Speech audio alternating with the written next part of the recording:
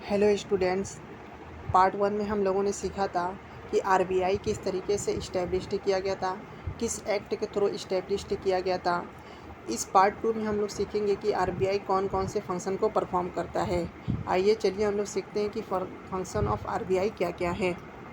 Part one में मुझसे एक चीज़ें छूट गई थी, ये कि आरबीआई का जो इस्टेब्लिशमेंट किया गया था वो किस कमेटी की रिकमेंडेशन पे किया गया था। तो आरबीआई का जो इस्टेब्लिशमेंट किया गया था वो हिल्टन यंग कमीशन की रिकमेंडेशन पे किया गया था। अब बात करते हैं हम लोग आरबीआई के कौन कौन से फंक्शन हैं।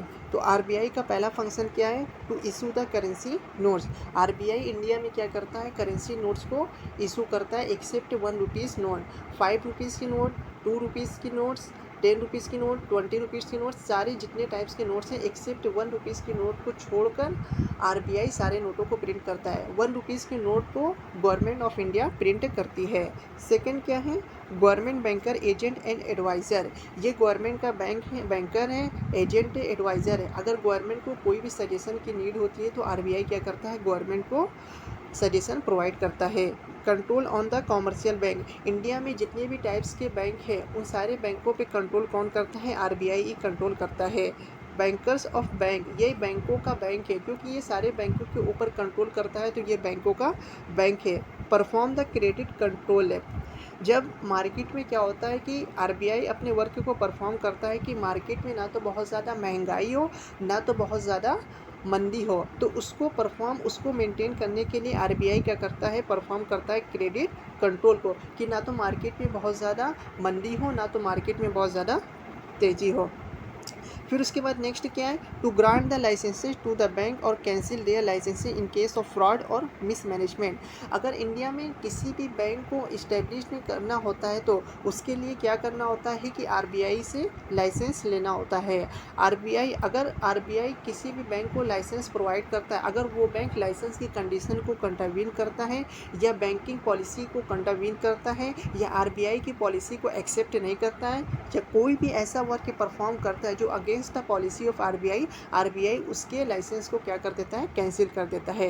Lender of last resources. Public को अगर लोन की नीड होती है तो वो बैंकों के पास जाती है, अगर बैंकों को अगर लोन की नीड होती है तो वो क्या करते हैं कि बैंक क्या करते हैं कि वो आरबीआई के पास जाते हैं। इसलिए ही आरबीआई क्या करता है? लेंडर्स ऑफ लास्ट रिसोर्स का फंक्शन परफॉर्म करता है। To provide the loan to the government. अगर गवर्नमेंट को कभी लोन की नीड होती है तो आरबीआई क्या करता है? गवर्नमेंट को भी लोन प्रोवाइड करता है। To maintain the exchange rate. इस वर्क को कैसे आरबीआई परफॉर्म करता है? जैसे कभी कभी क्या होता है कि क्या होता है कि रुपए की जो इंटरनल और एक्सटर्नल वैल्यू होती है आरबीआई उसको मेंटेन करता रहता है। मान लीजिए क्या नाम है कि अगर डॉलर का जो प्राइस है वो इंक्रीज़ करता है, कभी डिक्रीज़ भी करता है, तो प्राइस बहुत ज़्यादा इंक्रीज़ ना करे, इसको मेंटेन रखे, स्थिर रखे। तो इसके लिए RBI to maintain the exchange rate को क्या नाम है कि मेंटेन रखता है। लास्ट फंक्शन क्या है? कस्टोडियन ऑफ फॉरेन एक्सचेंज है। अगर कोई इंडिया का बंदा अगर किसी फॉरेन में कोई भी गुड्स या कमोडिटी एक्सपोर्ट करता है तो उसे पेमेंट जो है कि रिसीव करना होता है, एक्सेप्ट करना होता है, फॉरेन करेंसी में ही एक्सेप्ट करना होता है। लेकिन वो इंडिया में रहता है तो उसे अपनी नीड के लिए इंडियन करेंसी की नीड होती है, तो वो आरबीआई के थ्रू ही क्या करता है कि अपनी करेंसी को कन्वर्ट करता है इंडियन रुपीज़ में, और वो जो फॉरेन करेंसी होती है आरबीआई उसको अपनी कस्टडी में ले लेता है। इसीलिए कहा गया है कि आरबीआई कौन सा फंक्शन परफॉर्म करता है? कस्टोडियन ऑफ फॉरेन एक्सचेंज है। तो दोस्तों स्टूडेंट्स, आई होप आपको ये वीडियो पसंद आया होगा। पार्ट वन हमने सीखा, पार्ट टू सीखा, आरबीआई से रिलेटेड बहुत सी थोड़ी सी चीज़ें बची हुई जो हम लोग पार्ट थ्री में उसको पूरे कंप्लीट कर लेंगे। आई होप आपको ये वीडियो पसंद आया होगा।